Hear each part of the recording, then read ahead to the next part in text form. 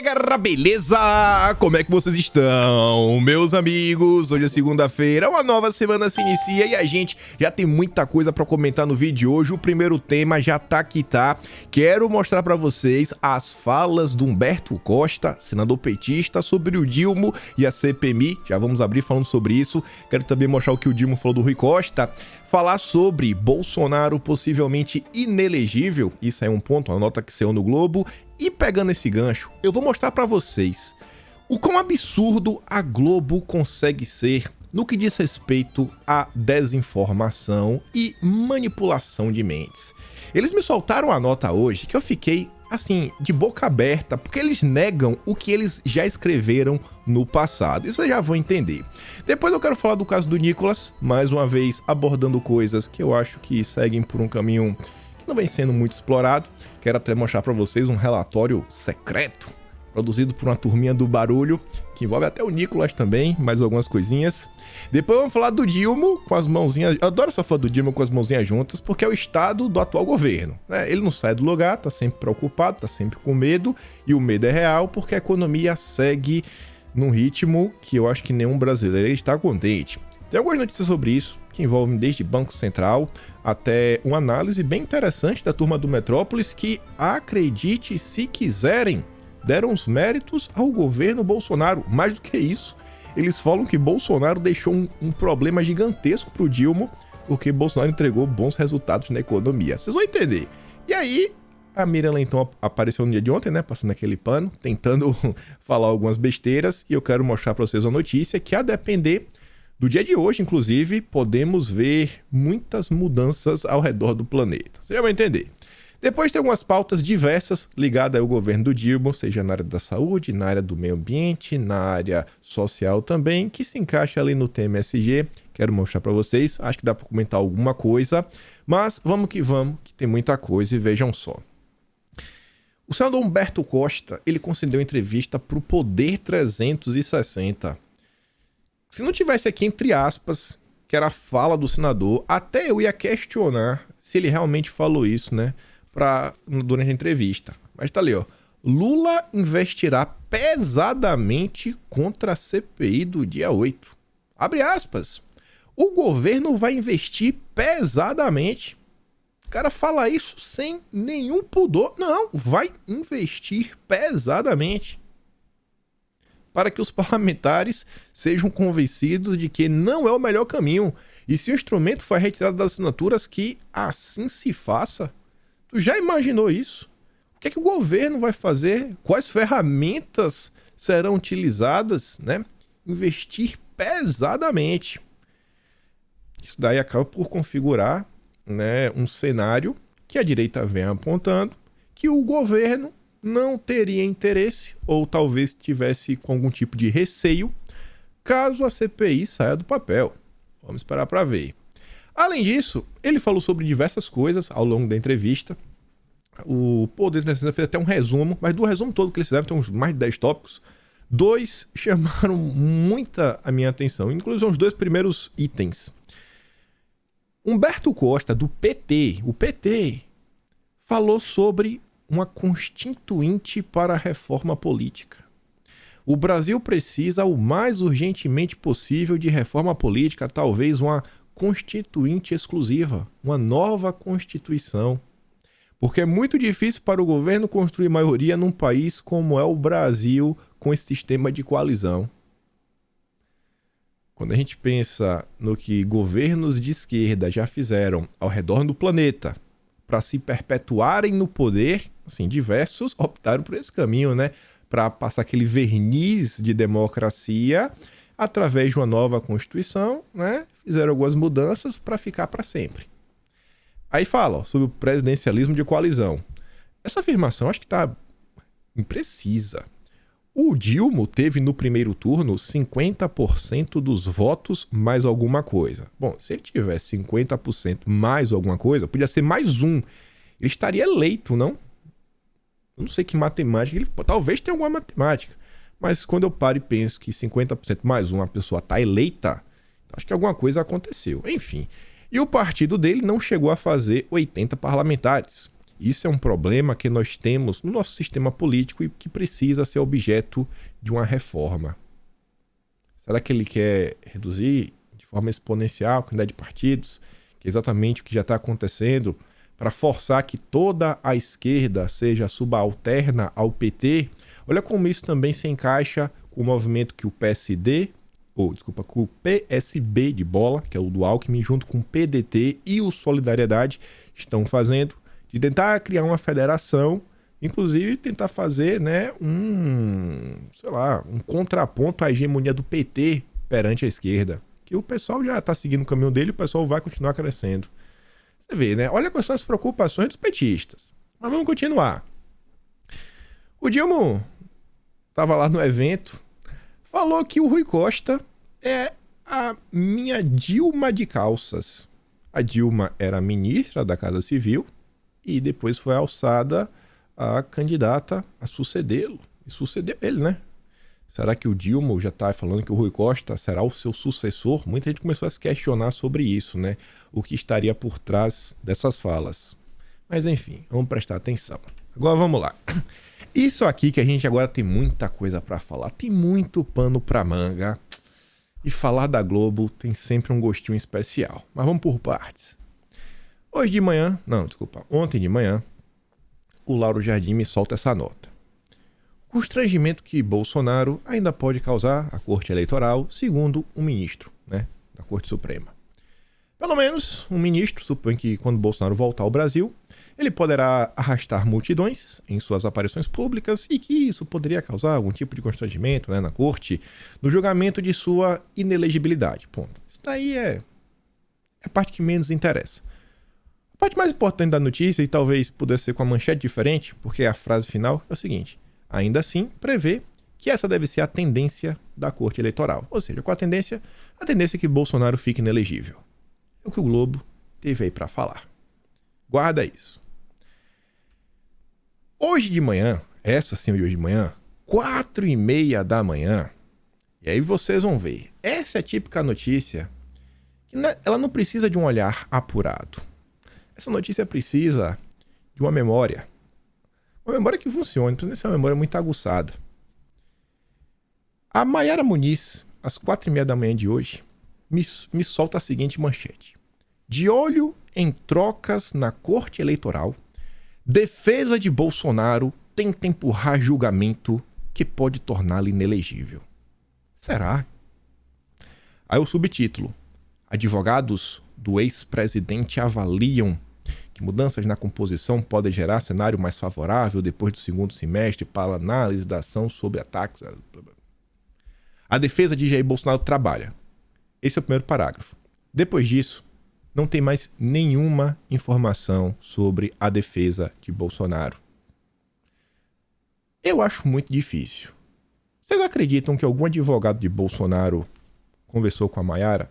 Se conversou, será que ela poderia citar o nome e falar o que ele disse? Ah, mas não foi. Ela recebeu essa informação. E ela recebeu de uma fonte quente. Então relata, foi como? Então ela coloca assim, ó. Em Brasília, pessoas dizem que escutaram falar que a defesa de Bolsonaro, que os advogados de Bolsonaro estão tentando fazer isso. Bota assim, ó, interlocutores do PL dizem que os advogados de Bolsonaro estão fazendo isso. Não, ela não falou isso. Ela não falou isso. Ela falou com os advogados. E não fala mais nada. A manchete, junto com o subtítulo, junto com o primeiro parágrafo, não tem nada no texto. Nada. Você pode abrir a matéria. Abre e confere. A nota só vai se debruçando sobre qual é o caso, que o caso que está aí rodando é o principal caso, que já está mais avançado, é o do PDT, sobre aquela reunião com os embaixadores, etc. Só tem isso. Só tem isso. Essa é escancarar a hipocrisia, a desinformação da Globo? Não, irmão. Não, se fosse isso, eu não ia fazer aquele estardalhaço. E eu falei que precisa de uma boa memória. E, gente, quando eu falo pra vocês que eu realmente creio que só eu me dou o trabalho de ler todos esses jornais, todos os dias, e além disso eu salvo. E no que depender de mim, e essa semana eu creio que eu vou trazer uma baita novidade pra vocês. Tudo der certo, quarta-feira, depois de amanhã já. Estou na reta final, trabalhando igual condenado, mas vai valer a pena. Mas vamos lá. Essa matéria foi do dia 13. Olha qual é a tese. A defesa de Bolsonaro está tentando atrasar. Será? Vamos ver. Vamos começar pelo próprio jornal O Globo. Rafael Moraes Moura, que escreve na coluna da Malu Gaspar. No dia 16 de janeiro de 2023, o Globo nos informava, o mesmo Globo, o cálculo político do PT para Bolsonaro ficar inelegível. A legenda de Lula quer que Bolsonaro seja punível e fique inelegível ainda neste semestre. Será que é Bolsonaro que está tentando atrasar? Ou será que é Lula que quer acelerar? Ou será que são os opositores, o establishment que quer acelerar? Bom, só por esse parágrafo não dá para bater o martelo ainda. Na esteira da repercussão dos ataques, promovidos e tudo mais, o próprio presidente, o vídeo que ele divulgou, quer aproveitar o momento. A avaliação entre aliados do Lula é que os recentes acontecimentos enfraqueceram Bolsonaro, diminuíram seu capital político e abriram caminho para que ele seja declarado inelegível. Logo, o melhor é condená-lo o quanto antes. Bom, é Bolsonaro que está tentando adiar ou será que é o Dilma que tem interesse em condenar o quanto antes? Bom, aqui está pelo menos claro, né? O melhor é o quanto antes. Vamos continuar. Mas há outros motivos que justifiquem a pressa do PT. Peraí. Então agora não temos mais nenhuma dúvida. Só que não para por aí, eu tenho mais matérias. Em condenar Bolsonaro por abuso de poder. Aí fala lá, né? Olha, ao longo de 2023, a Corte Eleitoral vai passar por uma série de mudanças em sua composição que vão mexer com a correlação de forças. Mas peraí, olha só.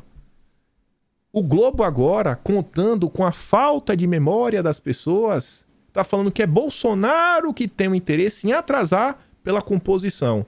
É Bolsonaro que está preocupado em atrasar para mudar a composição? Ou é o PT que está com medo e teme Bolsonaro e por isso quer acelerar para evitar a mudança na composição? Pô, Mariana, me ajuda a te ajudar, Mariana. Escreve melhor, bota as fontes, escancara se for verdade. Aí depois vem, né? O PT quer que as ações mais potencialmente explosivas, como a que investiga o ecossistema de informação, seja julgada antes do cidadão lá sair da corte, porque vai ter uma mudança. Em novembro, o Raul Araújo assumiria aí meio que como meio que relator das ações. E aí o Globo falava que é um ministro bem mais palatável para os bolsonaristas. Só que não para por aí. Não para por aí! Olha essa daqui, 22 de janeiro de 2023. A Mariana, ela não lê a Folha de São Paulo, ela deveria ler seus colegas. Corte Eleitoral quer agilizar ações contra Bolsonaro para evitar que Cássio analise caso. Peraí, é Bolsonaro que quer, atrasar? Ou é outras pessoas que querem acelerar? O que é que está acontecendo aqui, Mariana? Vamos voltar para Veja agora. 28 de janeiro de 2023, Larissa Borges. A Mariana deveria ler até para valorizar as mulheres no jornalismo. A estratégia por trás do processo que quer deixar Bolsonaro inelegível. Aí falava que Bolsonaro, naquele momento, tinha 16 ações contra ele, só que uma dessas ações era estratégica, tratada como estratégica, que era a ação do PDT, que falava, ela deve ser a primeira a ser julgada, não por ser a mais robusta, mais nada, mas porque ela já tinha começado, Bolsonaro tinha sido notificado, ele já tinha indicado as testemunhas de defesa, etc, tudo mais, que é o caso dos embaixadores. O caso pode ter andamento acelerado, independente do retorno do ex-mandatário ao Brasil. Nas demais acusações, Bolsonaro ainda precisaria ser notificado, etc. Tomar PPP, tititi. A possibilidade de levar este primeiro pedido de inelegibilidade a plenário a partir de março. É Bolsonaro que está tentando atrasar ou é a oposição que está tentando acelerar? E ainda temos mais uma do Globo, do Rafael Moura mais uma vez. Bolsonaro inelegível, o fator Cássio no julgamento, das ações. Nem começaram a discutir ainda as provas, mais uma preocupação já toma conta de uma ala da corte. É o fator Cássio Nunes Marques, que hoje é um dos 3 minutos substitutos, né? Que deve tomar posse aí, porque o Lewandowski vai se aposentar. Com a mudança, o Cássio deve não só passar a integrar o plenário, que vai julgar Bolsonaro, também vai presidir a corte em 2026. E aí falava que diante desse risco, o fator Cássio Nunes Marques, uma das possíveis ações é começar o julgamento das ações até abril. Quem é que está preocupado em atrasar? É Bolsonaro ou é o lado de lá que quer acelerar? Isso porque é o temor de que, ao chegar, Cássio venha a pedir vistas. Quem é que está com temor? É Bolsonaro ou é o lado de lá? E mais uma vez a Globo é desmascarada, né? É um absurdo o que esse jornal continua fazendo. Eles não conseguem esquecer Bolsonaro. Ai, mas vamos lá. Essa aqui é de ontem. Olha a inversão de... Aqui é só a inversão de narrativa, né? Não é o que a Globo tá fazendo, porque a Globo é sem igual. Sem igual. Daniel Pereira na Veja me escreve o seguinte. Derrotado nas urnas, Jair Bolsonaro não se cansa de ajudar Lula. Bolsonaro tá calado. Erros cometidos pelo capitão e seus aliados desviam a atenção do presidente, que se sente menos pressionado a dar explicações sobre assuntos espinhosos. Bom, a imprensa não cobra. A imprensa não cobra. A imprensa bate palma. E o culpado é Bolsonaro. A imprensa não cobra. A imprensa passa pano e o errado é Bolsonaro. Aí fala, né? O Dilma volta pela 3ª vez e explora politicamente dessa maldita deixada por Bolsonaro em áreas como a saúde e a educação. Eu não sei que herança maldita é essa, porque você pega, por exemplo, o trabalho que Bolsonaro fez na educação básica de crianças, alfabetização. Ali tem um trabalho fantástico, baseado na ciência, que essa turma finge gostar. É que a ciência que eles gostam é a do Átila, só presta essa. Eles podiam pegar isso daí, mas não querem. Ah, deixa de lado. Isso não importa. Mas vira e mexe, se beneficia mesmo é do festival de erros e histórias nebulosas envolvendo a família do capitão. Esta herança bendita, dada de lambuja pelo adversário, tem ajudado a perpetuar a lua de mel do petista com a população. Lua de mel. A gasolina já mais de R$6 em diversas localidades. A placa do ovo já chegando a quase R$30, a depender do lugar. A maior parte do Brasil acima de R$20. Lua de mel. Tá maluco. Apesar de ele pouco ter avançado em pautas fundamentais. Tá todo mundo vendo. O problema é que a imprensa não cobra. Você vê. Comentamos aí, está restrito às redes sociais, sobre o resort que tem como sócios o Armínio Fraga, o herdeiro aí dos Marinhos. E aí? Cadê a imprensa para cobrar o Lula? Cobrar a Marina Silva? Cadê? Onde é que estava a Veja durante o caso do Juscelino? Eu mal vi. No final ali do dia 30, 31 e 1º de janeiro, né, e 1º de fevereiro, eu quase não vi nenhuma matéria da Veja. Acho que não teve nenhuma. Só quem estava comentando era o Estadão. Cadê? Cadê essa turma para pressionar? Não tá. Fica passando pano. Vai lá olhar a coluna do Matheus Leitão para ver. O Matheus Leitão coloca a frase do dia. A frase do Lula. A de ontem foi, pelo menos. Tá lá a foto. E quer me falar que a culpa é de Bolsonaro? É sempre uma inversão de narrativa o tempo todo, rapaz. A imprensa joga contra o país. Aí veja, falando aqui um pouco mais do caso do Nicolas, ontem apareceram mais estudos do que está acontecendo. A agência aponta o uso de robôs para legitimar discursos de Nicolas, né, nas redes sociais, o que ele estava falando. Aí lá para as tantas, o Estado de Minas revela que a Vert.se, Inteligência Digital, analisou o rápido ganho de apoiadores do Mineiro e aponta no Instagram, né, que teve um aumento de 90 mil seguidores, né, que foi o dia seguinte a polêmica, e fala assim, ó, Nicolas vem ganhando muitos seguidores em seu perfil nessa rede social, levantando a hipótese da utilização de robôs. Ele tá ganhando muito, então é robô. Ele não tem como ganhar isso de forma orgânica, é impossível. Apenas nos últimos 10 dias foram somados mais de 176 mil usuários, valor consideravelmente alto para uma aquisição orgânica. Tá, mas qual é a prova? É porque isso é muito. Isso não é normal. Ah, porque não é normal, então é robô. apontou o relatório da consultoria obtido pelo Correio com exclusividade. Segundo o CEO da VertSE, a Carol Zane, a prática de usar bots para construir influência é comum entre influenciadores digitais e políticos. E aqui que está uma das partes interessantes da nota. Esse assunto ele tem sendo explorado em diversos campos. Primeiro, para avançar com a agenda woke, tentar criminalizar diversas coisas, quem sabe caçar o Nicolas, abrir precedente para caçar outros políticos. Só que esse assunto também está sendo utilizado para quê? Olha só. Uma vez nesses canais, eles podem sim ter um papel muito parecido com o que conhecemos como os influenciadores digitais, porém com a responsabilidade pública muito maior. Está falando dos políticos. O que a PL 2630 está falando? Que, esse negócio aí de... Ela está falando o seguinte, né? Que o parlamentar teria imunidade, né? A imunidade parlamentar também nas redes sociais. E a imprensa está contra. Não pode. Não pode ter imunidade na rede social. É só no plenário. As ferramentas ainda falham com frequência na identificação de notícias e perfis falsos, ou seja, precisa de regulamentação, e muitos políticos usam desses artifícios para construir essa influência. Até hoje, a imprensa nunca mostrou uma comprovação de uso de robôs. Eu mostrei.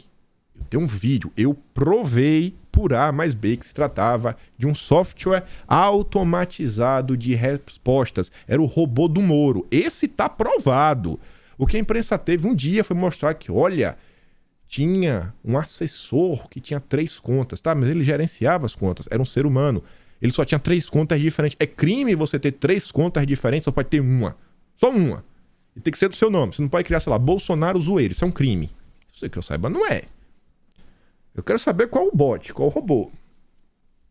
Que se inicia de maneira artificial, mas, olha, pelos algoritmos, acaba chegando na opinião pública, que legitima ação ao compartilhar ou falar sobre o tema. Ainda que os robôs não digam nada, são os números e tudo mais, olha só, o robô, ele ajuda a crescer. E por que ajudar a crescer? Aí gera números, etc, e tudo mais, aí cai no algoritmo, e aí por conta do algoritmo, legitima ação. Olha o que vem sendo na imprensa falando que o algoritmo é o grande vilão, que a SECOM, saiu até no canal da Globo, né, o Telecat, fingindo uma disputinha. Não, olha só, o Flávio Dino está preocupado em questões mais punitivas, né, um punitivismo. Já o Paulo Pimenta ele está mais preocupado com o algoritmo. Estão preocupados com ambos, eles querem que ambos avancem. Aí você pega mais uma vez o caso do Nica para falar, tá vendo? O problema disso daqui é o algoritmo. A turma não quer perder a opção. É isso que eles querem fazer. Esses estudos. Aí quando tiver qualquer tipo de debate, é essa turma. Quem é que você acha que vai ser chamado naquelas audiências públicas para fazer contribuições para um projeto de lei que englobe regulamentação da mídia? Um ser humano comum? Ou quem tem uma empresa especializada de levantamentos na internet para detectar bots e robôs?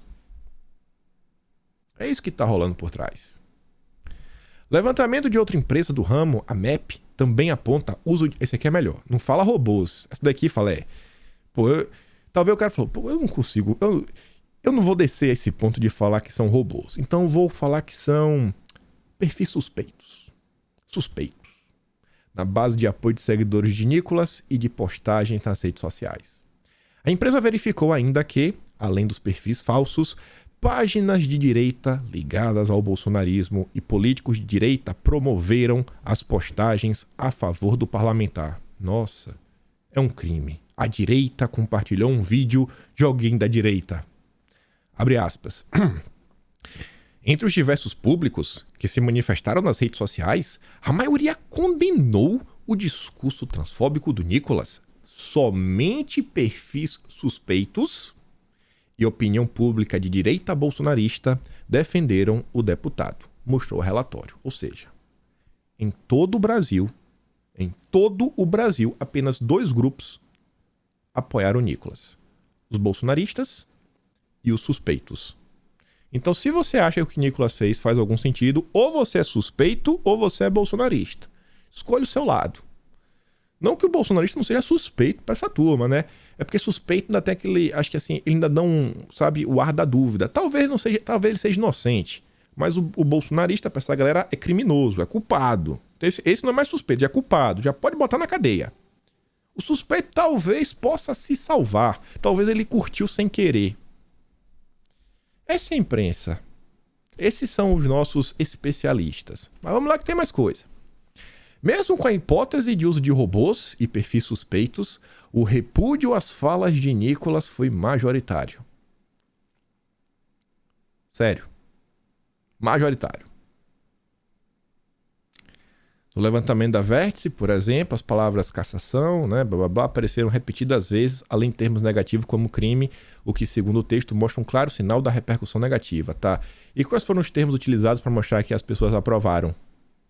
E quem postou sem nenhum texto, mas que você vê que é um perfil claramente de apoio também? E quem não postou apenas compartilhou e foi dando amplitude? Como definir? Mas eu não sou ninguém. Sou ninguém. Sou apenas um jornalista, né? Especialistas são eles. Aí veja só. O Nicolas perdeu por completo. Pelo terceiro dia seguido, estou trazendo a mesma postagem. Pegar um perfil no Brasil é fácil. Vou até pegar o perfil do Nicolas, para mostrar para vocês um número. Não eu, vou mostrar o que está no relatório. Aquele perfil, uma página internacional, End Wokeness. O cara postou o vídeo do Nicolas, 5,2 milhões de visualizações. Tem um tweet. O vídeo está com 2 milhões. Entra nessa página, quem quiser fazer o teste, vê se tem algum vídeo que teve um engajamento tão similar. Vê se teve algum com engajamento tão similar. E uma quantidade de likes tão grande. Mas esses números com certeza não dizem nada. O levantamento dos especialistas, com certeza, é muito mais apurado do que a nossa percepção. Agora, quem parece discordar dos especialistas é a turma do MBL. Anda muito preocupado e com diversas coisas. E eu acho que a turma do MBL até que está entendendo alguns problemas do momento atual. E não é que eles querem resolver o problema. Eles querem ser a oposição permitida ao problema. Eles agora estão aí com os relatóriozinhos, né? Um monte de coisa. Renan Santos, seus relatóriozinhos, eu tô lendo eles, tô vendo, tô me mandando. A galera me manda pra eu ver e fala, dá uma olhada aí, ó. Olha o que a galera lá, os meninos do MBL estão fazendo. Aí eu fico de olho, Renan Santos. Não vai ficar gritando não, viu?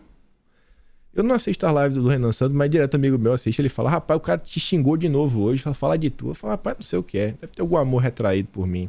Enfim, onde é que você vier, Renan? Aqui na Austrália, você me fala que eu faço churrasco pra você e te dou uma linguiça. Mas vamos lá, ó. O método Nicolas, uma análise da estratégia de comunicação do deputado mais votado do país. Uma estratégia, análise da estratégia do Nicolas, quando no MBL. Não vou mostrar o texto, mas eu vou ler para vocês, porque no final eu vou ser bondoso. Eles colocam assim, não, esse conteúdo não é para ser compartilhado, viu? O MBL não autoriza, não autoriza. Aí tá lá.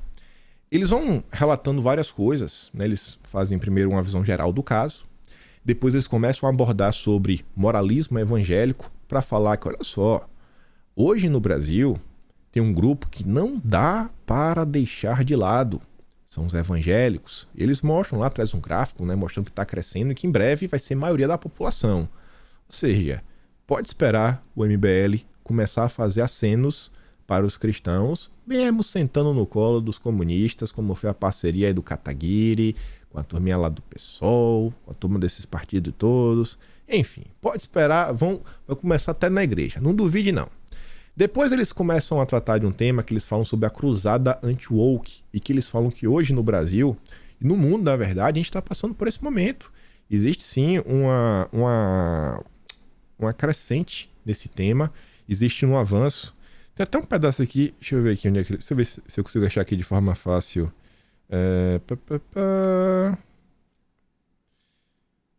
Tem um pedaço que eles falam mais ou menos que a esquerda brasileira, né, eles estão meio que abraçando esse progressismo internacional que está vindo dos Estados Unidos, que é o que a gente já vem comentando há um bom tempo. Então eles falam tudo mais, falam, ó, esse é um tema que está, sabe, dividindo a sociedade. É um dos temas do momento, é os wokes contra os não wokes. E ele está colocando como problema porque Nicolas está se tornando um dos bastiões desse debate. E a turma do MBL tem que entrar em campo, tem que resolver.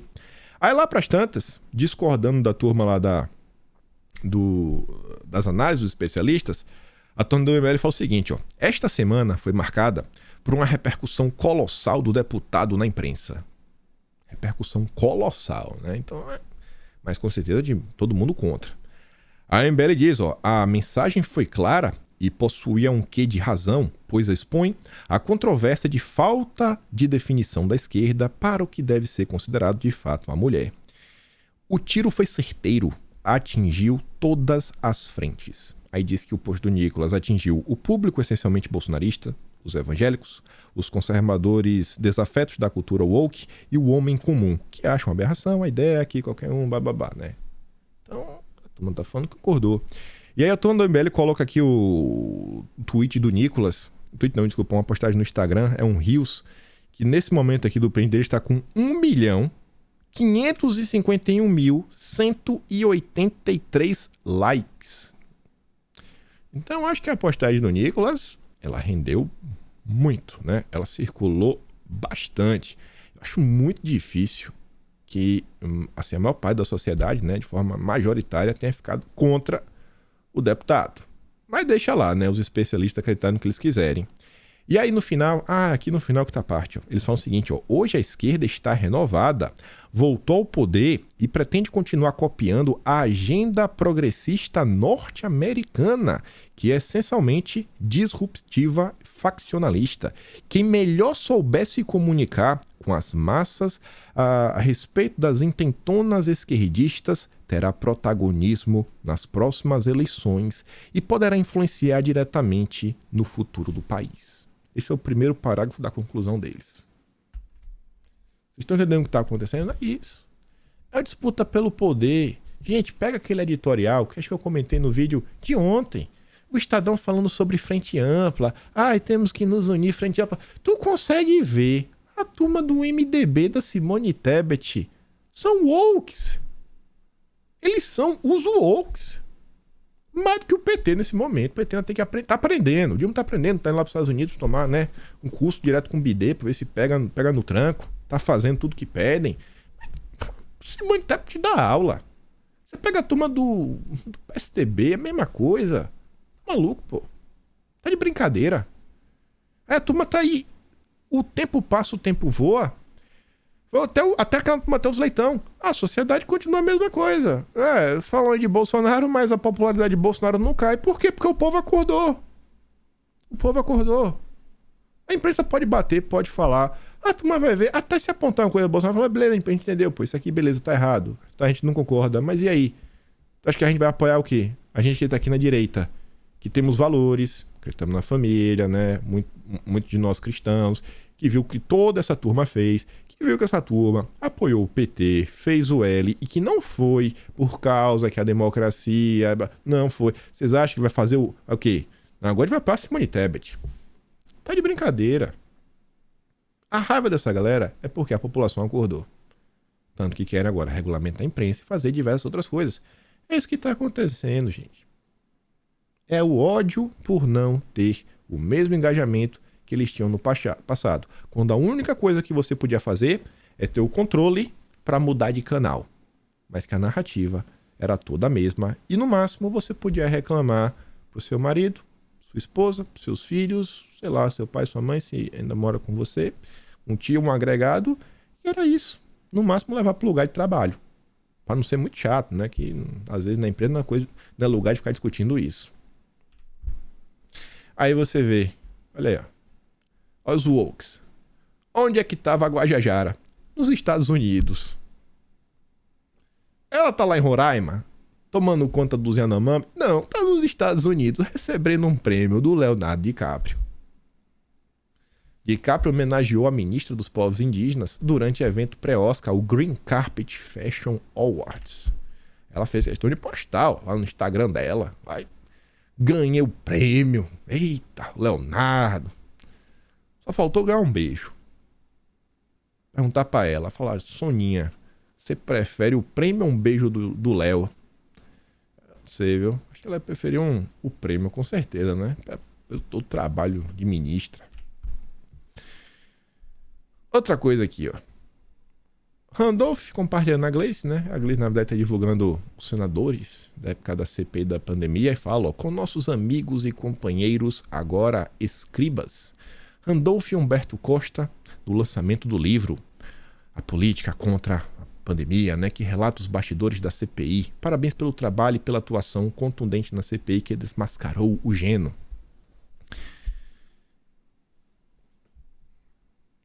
Você vê que a esquerda, ela sabe construir a narrativa dela. Se é verdade ou não, não sei. Mas ela tenta contar a história sob o ponto de vista dela. Isso é inegável. Qualquer assunto que acontece no Brasil, a esquerda vai e tenta contar. Vai e tenta contar. Terei novidades sobre isso essa semana. Esperem e me aguardem. Não deixarei a esquerda lutar sozinha.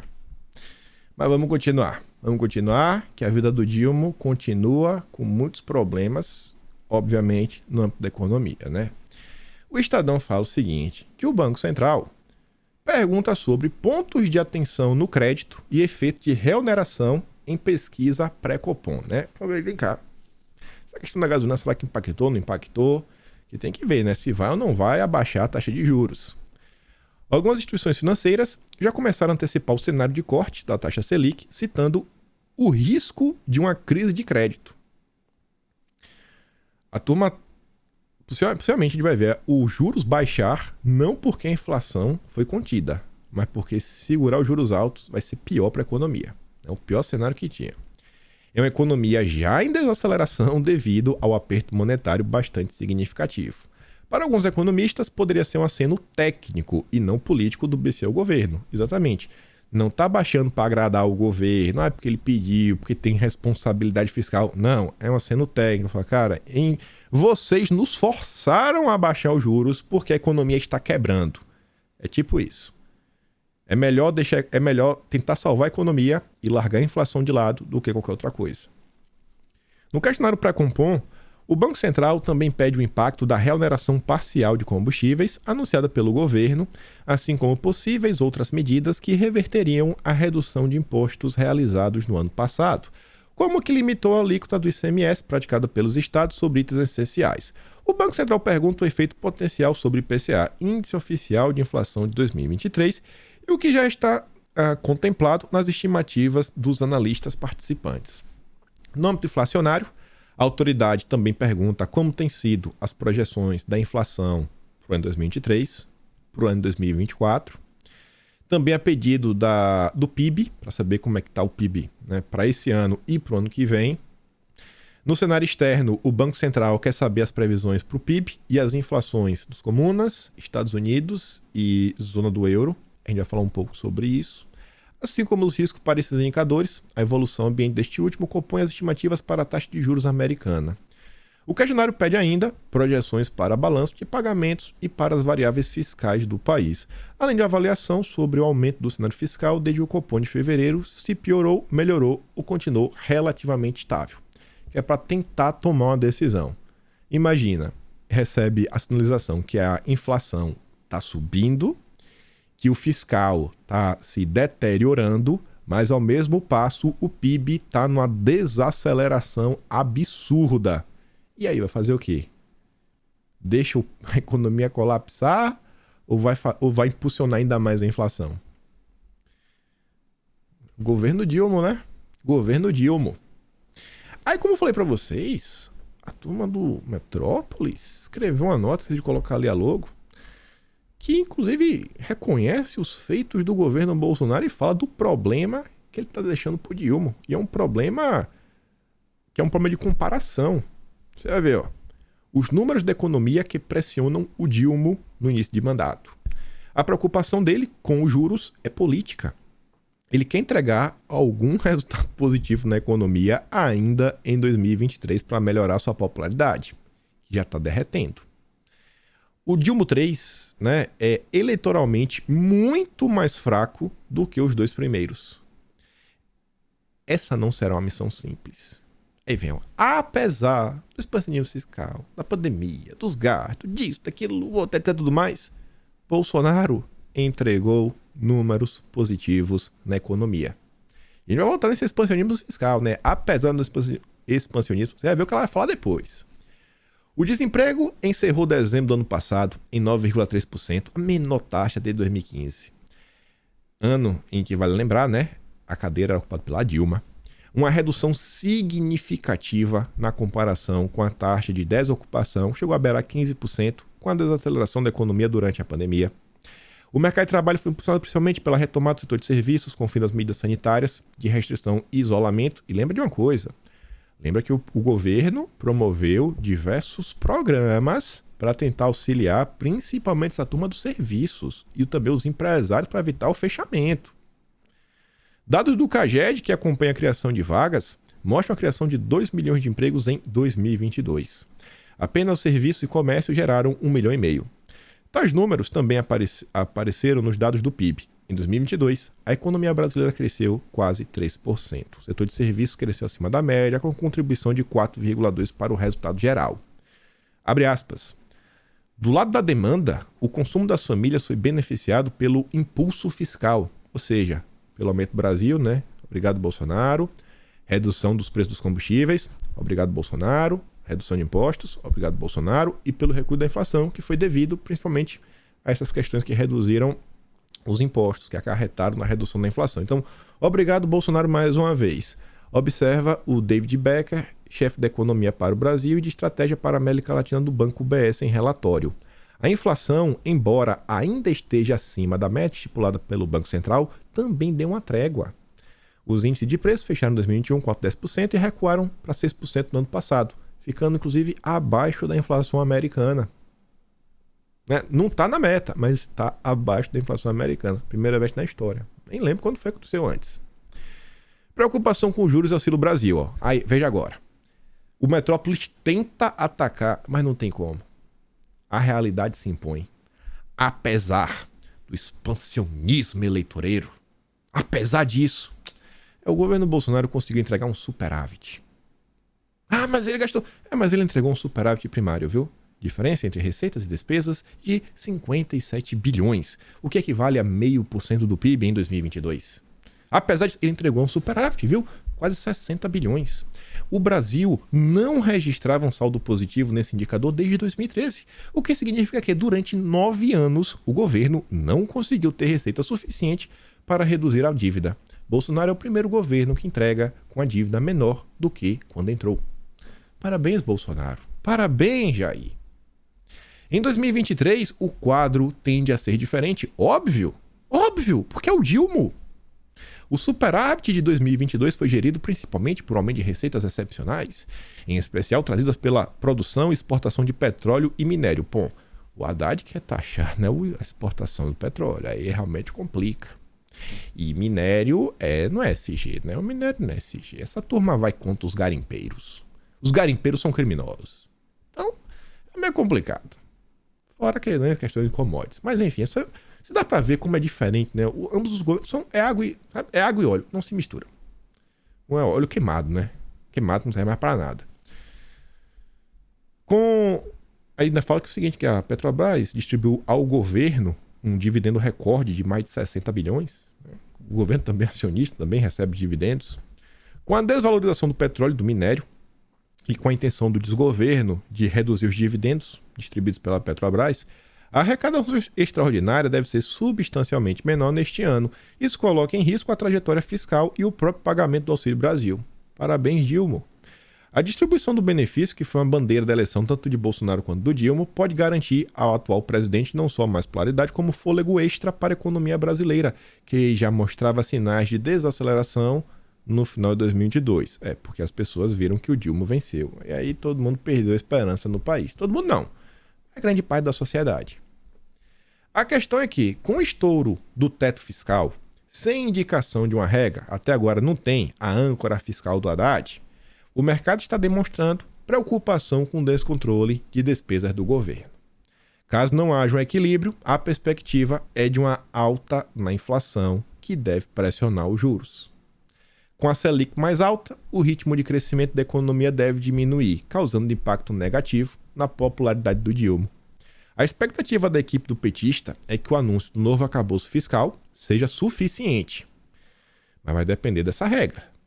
Caso o desenho não seja o do controle das despesas, não seja realmente um ajuste fiscal, Os juros continuarão a ser uma pedra no sapato do Dilma, uma vez que a autoridade monetária só conta com esse remédio para tentar segurar a inflação. Essa é a análise do Metrópolis, que também se baseia com o relatório do, nome bonito, chefe da economia para o Brasil de estratégia para a América Latina do Banco BS. Então acho que é um cara que entende um pouco de economia. Aí, por outro lado, temos a Miriam Leitão. Ontem eu perguntei, se jogar uma lona e transformar o globo no circo, a Miriam Leitão é malabarista? Aí teve um monte de gente falando que ela ia ser uma palhaça. Eu achei desrespeitoso da parte de vocês falar isso da Miriam Leitão. Mais respeito com ela, viu? Vi lá vários comentários assim. Acho que ela não poderia ser, quem sabe, a contorcionista. Respeita, pô. Palhaço leva humor, faz as pessoas rirem. A Miriam Leitão não tem esse poder. O cenário econômico não é desastroso, mas também não é muito positivo. A conjuntura atual é difícil de definir. Há excelentes notícias e vários complicadores.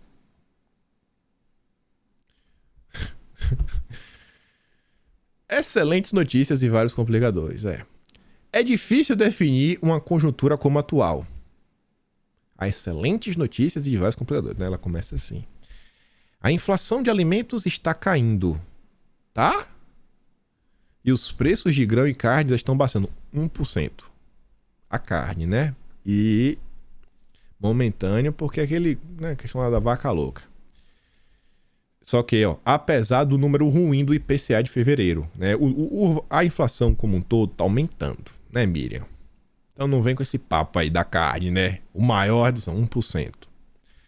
Este é o primeiro alívio desde o começo da pandemia.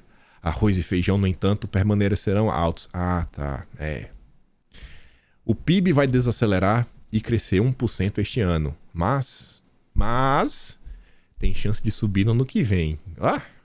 Com a recuperação mundial. Será que o ano que vem vai ser melhor?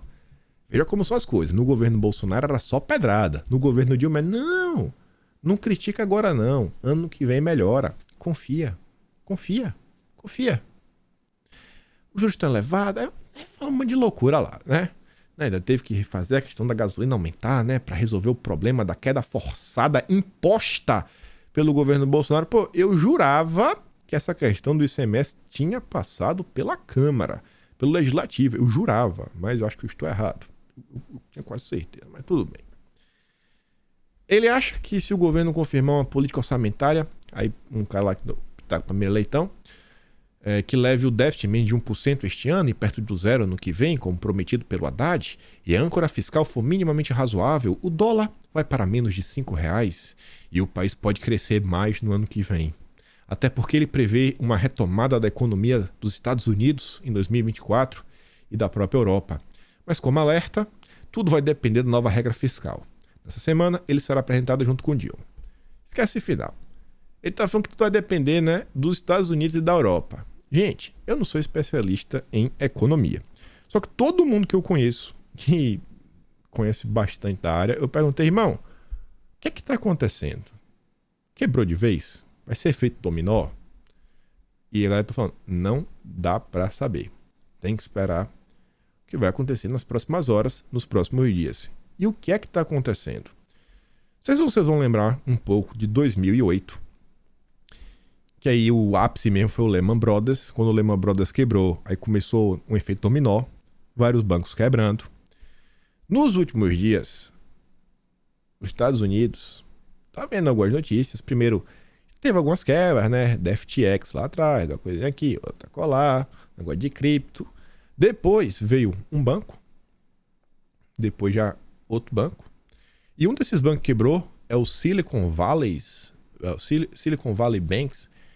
Esse banco quebrou e a imprensa noticia que é o maior banco, foi a maior quebra desde o ciclo de 2008. E aí com quem eu conversei, a turma falou o seguinte, é muito difícil mensurar o que pode acontecer e é muito improvável que um banco dessa magnitude e que quebre e nada aconteça. Então assim, alguma coisa vai rolar. A coisa tá tão complicada que a turma nas redes sociais, né, tem muita gente falando que a turma tá começando a ir pro banco para sacar o dinheiro, para ter a certeza que não vai perder o dinheiro que tinha guardado nos bancos. Além disso, essa notícia aqui fala o seguinte: o colapso do Silicon Valley na semana passada causou arrepios nos investidores, pois destacou um problema maior em todo o setor bancário.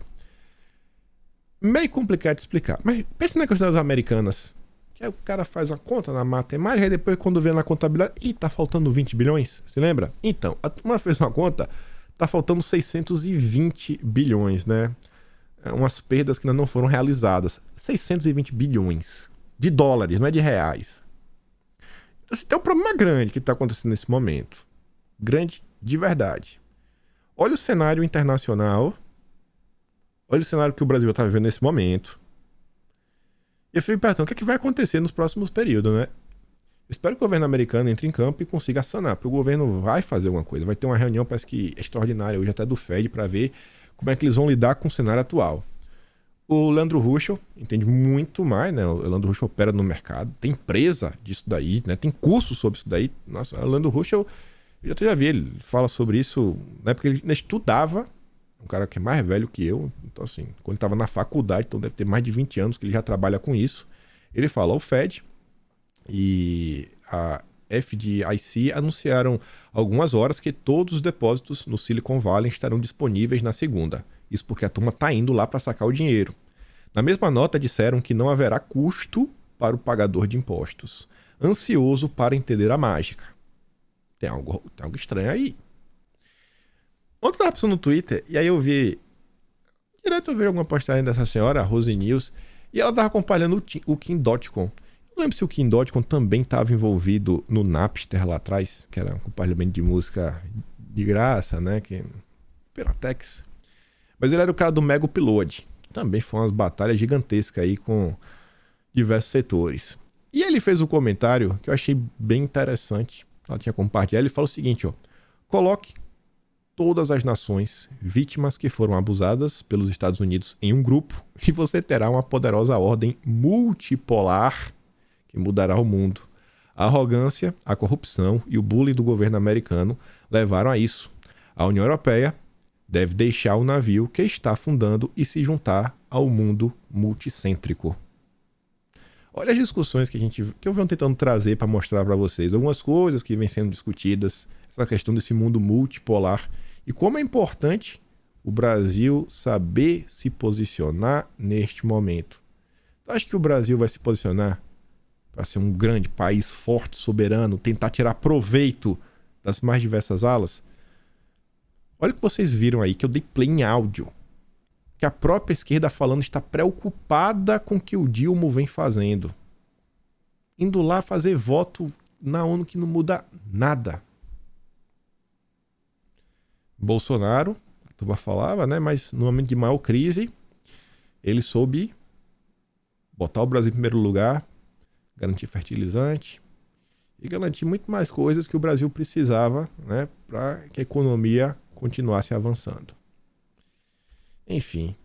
O Kim.com ele também compartilha um vídeo que eu também acho emblemático, é do Joe Rogan, que para mim também demonstra, porque esse é um sentimento que eu não acho que está só no Brasil, nem só nos Estados Unidos, eu acho que está em diversos países ao redor do mundo.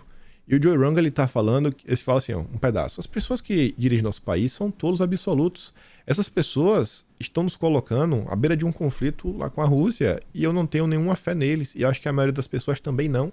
Ele falou o seguinte, as pessoas perderam a fé nas autoridades e nas instituições. É como se elas não trabalhassem pra gente. Tem uma pergunta que eu, por exemplo, não sei responder. Eu olho pra história do mundo, eu vejo assim, tem uma mudança muito grande do século XIX pro século XX. Quando vira ali de 1900 em diante, você vê, a coisa começa, a meus olhos, né, melhorar demais. Porque a indústria começa a se expandir de forma grande. E com a indústria expandindo, é muito emprego que é gerado. Muita obra, muita construção. Ao redor de todo o planeta, então é emprego, emprego, emprego, emprego, emprego.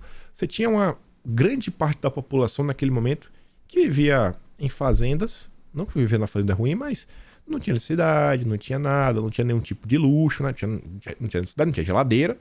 E aí você vê uma expansão assim gigantesca do acesso. Supermercados, pensa como era o supermercado em 1900. Tu acha que tinha biscoito recheado, suco de caixinha? Tu acha? Não Tinha nem liquidificador para ter suco de caixinha. Então, assim, você vê que tem uma mudança gigantesca. Começa a ter cheio de produto, cheio de coisa. Aí você tem que pensar lá atrás. Eu tenho certeza que vocês aí. Pô, meus avós nunca tiveram. Não. Gente do povo. Mas meu avô tinha uma casa. Você vê que tinha uma casa. Tem uma casa no passado, por mais difícil que seja. É um negócio assim que, pô, a galera tinha casa. Até gente pobre. Tem bairro que era bairro de periferia, mas a galera tinha casa. E aí, você vê que o mundo foi evoluindo, né? O pobre continua pobre. Sempre tem gente muito pobre. E a miséria foi reduzindo. Só que de uns anos pra cá, eu olho pro mundo como um todo e eu falo assim, rapaz, como é que o ser humano continua produzindo cada vez tecnologias mais avançadas, que fazem mais coisas, um aumento da capacidade de produção, assim, cada vez mais disruptivo, mas em contrapartida, a população está cada vez sofrendo mais e mais, está cada vez mais impossível comprar uma casa, está cada vez tudo mais complicado. Essa conta na minha cabeça não fecha. Tem algo muito errado. Não é possível a vida, sei lá, dos últimos 60 anos pra cá, parece que ela tá piorando de forma assim, muito acelerada. Mas nos últimos 20 anos, se olha assim pro Brasil, fala, cara, parece que só vai piorando. Teve esse último tempo aí, né? Uma chefe falou, não, pô, agora acho que vai dar uma melhorada. Mas não. Enfim, né? Posso também estar pensando de forma equivocada. Mas quando eu olho por violência, a qualidade de educação, o que a sociedade hoje consome como entretenimento, como cultura, realmente assim, uma corrupção da alma. Às vezes como eu penso, né? E aí, nesse cenário caótico que o mundo pode estar enfrentando, sei lá, com uma nova ordem emergindo, né? Estados Unidos talvez nem mande tanto. O dólar está sendo colocado em xeque já, nesse momento.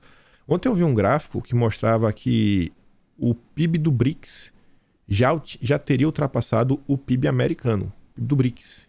Tá? 30 e poucos por cento, quantas coisas lá. Ultrapassou. Então, assim, economicamente, já é um bloco relativamente forte. Aí o que é que o Dilma nos faz? Vai mandar a Dilma para o Banco do BRICS.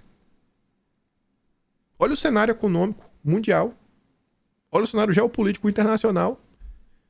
E o Dilma vai mandar a Dilma Rousseff para o Banco do BRICS. Olha esse jornalista. Olha a felicidade do cara com a Dilma no Banco do BRICS. Dá um play depois pra vocês verem. Procura lá, ó, bota o título assim, ó, Dilma deve assumir Banco do BRICS. Vê ele falando. Que não é que eu peguei um frame qualquer, não. Você dá pausa em qualquer momento, ele tá com um sorriso de orelha a orelha. É a felicidade da imprensa. Que Deus proteja o Brasil, proteja a nossa nação. Dilma vai bater martelo sobre novos diretores do Banco Central. Esse momento crítico que o mundo passa, que o Brasil já enfrenta de grande dificuldade. A Veja fala que o Haddad disse a Roberto Campos que vai submeter a Lula os nomes dos escolhidos para 2 diretorias de política monetária e de fiscalização, né, do Banco Central. O chefe da economia trabalha pessoalmente para escolher os potenciais indicados, mas a palavra final será do Dilma. Uma escolha, portanto, política.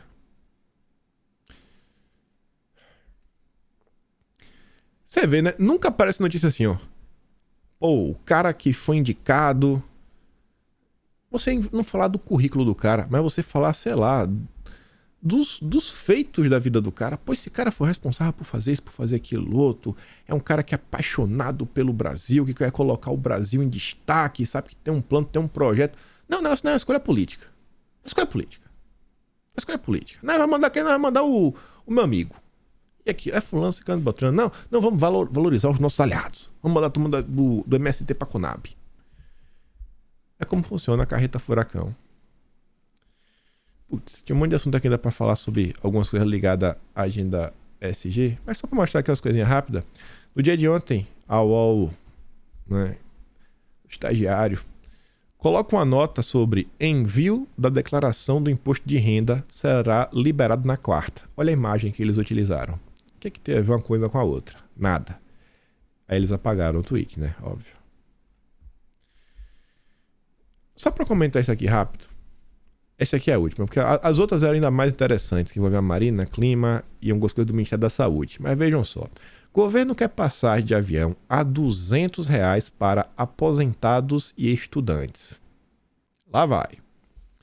Aí o Amazônia Azul fala, ó, chegou o primeiro projeto do ministro dos Portos e Aeroportos. O projeto de R$ 200 da passagem aérea destina-se a aposentados, funcionários públicos e estudantes. As políticas públicas do Brasil parece que são feitas no DCE das universidades. Aí você deve se perguntar, cara, como é que essa conta fecha? Como é que essa conta... Quem que vai bancar isso daí? Ah, não, porque vai ser os assentos que estão vagos.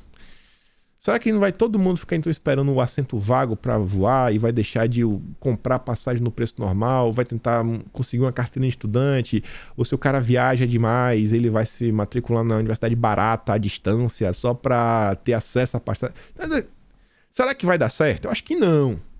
Se você tiver qualquer questionamento pertinente sobre a viabilidade, esqueça. Esqueça.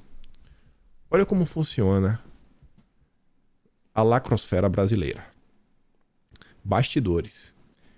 Proposta da venda de passagens aéreas a R$ 200, revelada pelo ministro Márcio França, incomoda elite financeira do país e grupos de empresários.